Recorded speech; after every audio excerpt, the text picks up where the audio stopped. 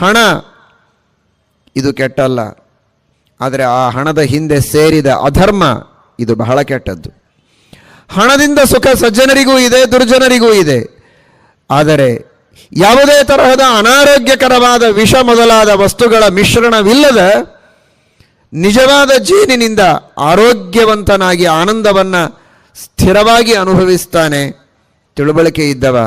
ತಿಳುವಳಿಕೆ ಇಲ್ಲದೆ ಇದ್ದವ ಹಿಂದೆ ಮುಂದೆ ಆಲೋಚನೆ ಮಾಡದೆ ವಿಷ ಬೆರೆಸಿದ ಜೇನು ತಿಂದು ಮರಣವನ್ನು ಅಪ್ಪುವಂತೆ ಅಧರ್ಮ ಬೆರೆಸಿದ ಸಂಪಾದನೆಯಲ್ಲಿ ತೊಡಗಿ ನಾನಾ ತರಹದ ಅನರ್ಥವನ್ನು ಈ ಜೀವನದಲ್ಲಿಯೂ ಜನ್ಮಾಂತರದಲ್ಲಿಯೂ ಪರಲೋಕದಲ್ಲಿಯೂ ದುಃಖವನ್ನು ಅನುಭವಿಸುವ ಪರಿಸ್ಥಿತಿ ಮನುಷ್ಯನಿಗೆ ಒದಗಿ ಬರ್ತದೆ. ಕಲಿ ದ್ವಾಪರ ನಿಮ್ಮಿಬ್ಬರಿಗೂ ಹೇಳುತ್ತೇವೆ, ಅವನ ಹತ್ತಿರ ಹೋಗಬೇಡಿ, ನಲರಾಜನಿಗೆ ಪೀಡೆ ಕೊಡಬೇಡಿ.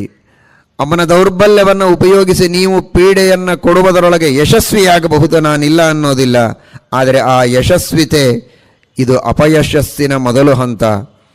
ಮುಂದೆ ಮಹಾ ಅನರ್ಥ ನಿಮಗೆ ಆಗೋದಕ್ಕೆ ದೇವರು ಮೊದಲಿಗೆ ಯಶಸ್ಸನ್ನು ತೋರಿಸ್ತಾನೆ.